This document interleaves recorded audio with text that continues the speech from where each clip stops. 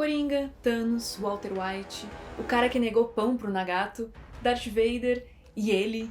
Muitos vilões são memoráveis e até a sua popularidade supera a do mocinho. Mas o que nos fascina? Quais partes da personalidade humana são retratadas de forma tão sedutora ao ponto desses vilões carregarem uma legião de fãs? A síndrome do herói é um termo usado para descrever o fenômeno acentuado pelas redes sociais. Hoje vivemos em um mundo em que qualquer um pode ser adorado pelos seus supostos atos. Quando somos crianças, amamos os heróis. E quando crescemos, começamos a entender um pouquinho e simpatizar com os vilões.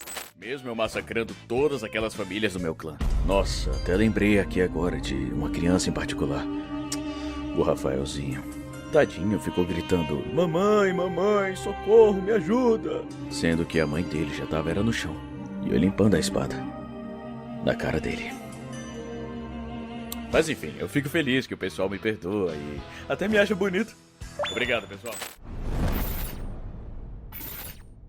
Os ancestrais chineses acreditavam num conceito filosófico de Yin e Yang, duas forças opostas que se complementam e completam. Esse conceito frequentemente é representado por esse símbolo. Cada parte contém um pouco da outra dentro de si. E esses dois estados vivem em balanço e equilíbrio, que precisa ser cuidado. Já o conceito de dualismo de mente e corpo sugere que a mente e o corpo são entidades distintas, e a sua interação muitas vezes pode ser complexa e paradoxal. E bom, o que é ser mal? Estamos acostumados com a jornada do herói e habituados a torcer pro mocinho. Mas muitas vezes o mocinho acaba meio...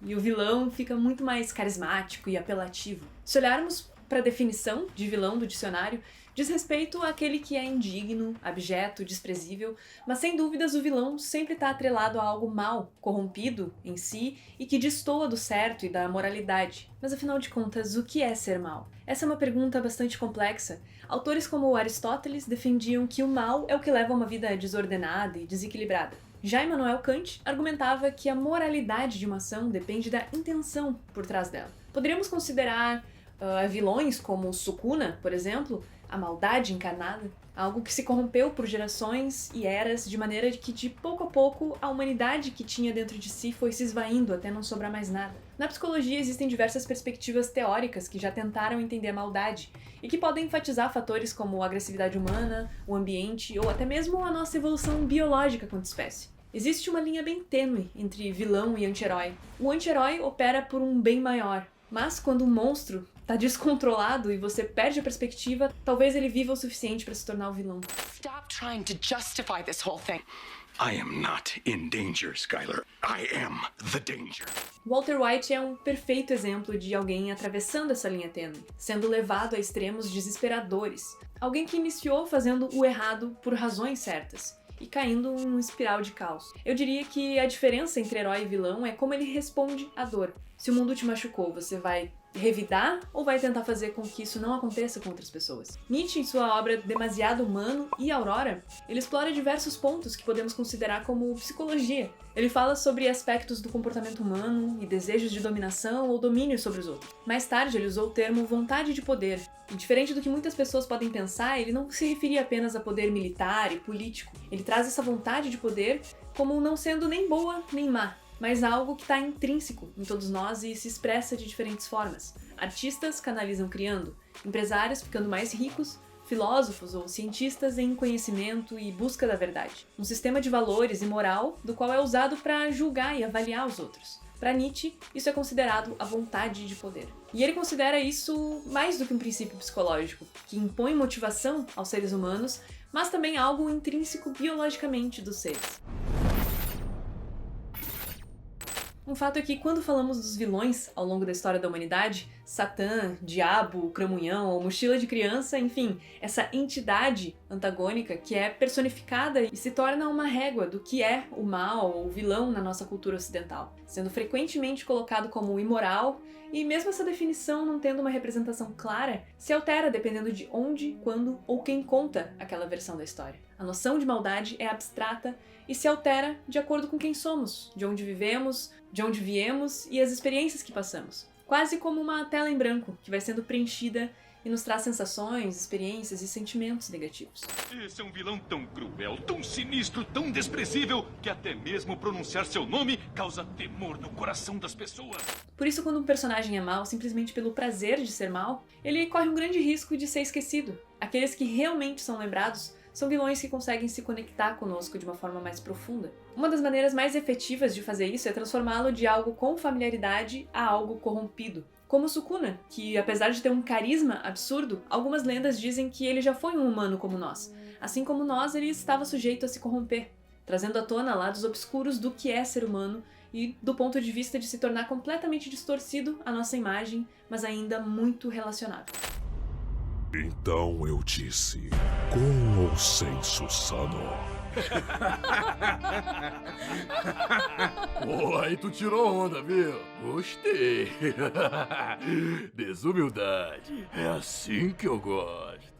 Todos nós montamos a nossa própria versão de mundo de acordo com as nossas experiências e particularidades. Isso faz com que cada um de nós tenhamos interpretações da realidade de acordo com as nossas crenças a respeito de nós mesmos, do mundo e de todos ao nosso redor. Já as distorções cognitivas são padrões de pensamentos enviesados e irracionais que distorcem a nossa percepção da realidade. Elas agem como atalhos mentais que moldam a nossa percepção de eventos, informações e interações sociais de maneira muitas vezes imprecisa. Essas distorções podem contribuir para sentimentos negativos, mal entendidos ou comportamentos desadaptativos. Alguns exemplos de distorções cognitivas podem ser pensamentos dicotômicos, ou seja, aqueles pensamentos de tudo ou nada, 8 ou 80, personalização, que é como se culpar por algo que não é sua responsabilidade. Catastrofização de eventos que nem aconteceram, entre muitas outras formas de ver o mundo de maneira distorcida da realidade. No sadismo, muitas vezes associado à obtenção de prazer através da infringência de dor, sofrimento e humilhação aos outros,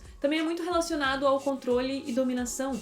As distorções cognitivas podem desempenhar um papel crucial. Imagine alguém com tendências sadistas. Essa pessoa poderia ter distorções cognitivas que justificam ou minimizam o impacto negativo das suas ações, podendo acreditar, por exemplo, que causar dor é uma forma aceitável de afirmar o poder, sem levar em consideração o sofrimento alheio. Ou seja, muitas vezes as distorções cognitivas vêm para que a gente aceite ou justifique o mundo ao redor de acordo com o que nós acreditamos, de nós ou do mundo, como se a gente se moldasse e moldasse os fatos para que eles protegessem a nossa autoimagem.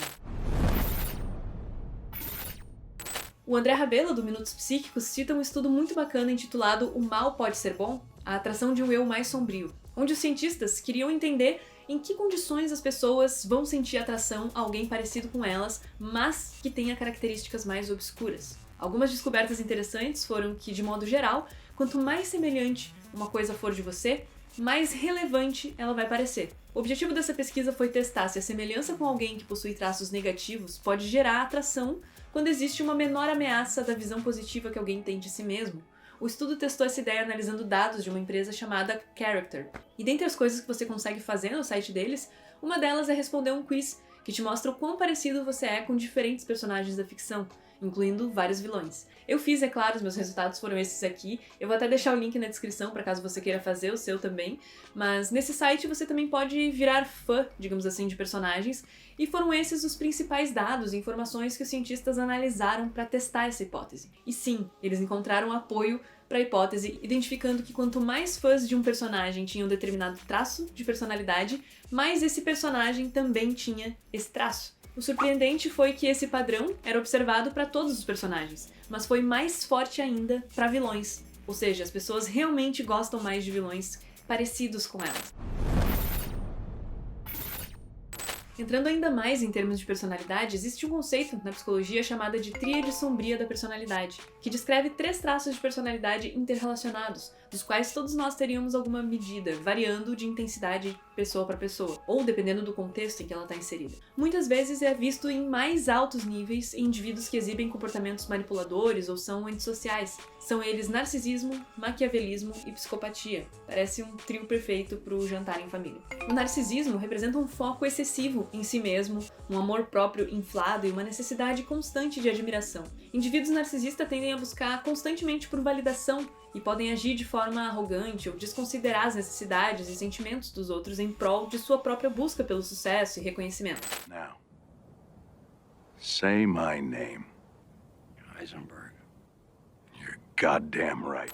Maquiavelismo, caracterizado pela manipulação calculista e pela falta de escrúpulos morais. Pessoas com esses traços maquiavélicos muitas vezes têm uma propensão a enganar ou manipular os outros para alcançar os seus objetivos, independente das consequências negativas que vá ter para os outros. Já a psicopatia se refere a uma falta de remorso ou empatia juntamente com comportamentos impulsivos e propensão à violência. Indivíduos considerados psicopatas têm uma capacidade reduzida de sentir empatia ou culpa, o que pode levar a agir de forma imprudente, insensível, sem considerar as consequências das suas ações sobre os outros. Embora cada um desses traços possa existir separadamente, a combinação dos três na tríade sombria em níveis mais problemáticos pode resultar em comportamentos extremamente prejudiciais ou disfuncionais. Compreender esses traços e reconhecer os seus efeitos é crucial para identificar e lidar com pessoas que exibem essas características, bem como proteger-se de possíveis manipulações ou danos emocionais. Apesar de ter sido um termo cunhado há muito tempo, a nomenclatura psicopatia já caiu em desuso no campo da psicologia, e atualmente o que a gente tem de mais próximo é chamado de transtorno de personalidade antissocial, que, de acordo com o Manual Diagnóstico e Estatístico dos Transtornos Mentais, é um padrão difuso de violação e desrespeito com as normas sociais, direitos das outras pessoas, e também pode envolver uma tendência à falsidade, impulsividade, irritabilidade e agressividade, descaso pela segurança de si e dos outros, bem como a ausência de remorso. Mas, dado tudo isso, de fato, vilões sempre dão um tempero especial em todas as obras. E me conta aqui qual é o seu vilão favorito e se ele realmente tem algum traço parecido com você. Bota aqui nos comentários. E obrigada pela atenção de sempre. Tchau!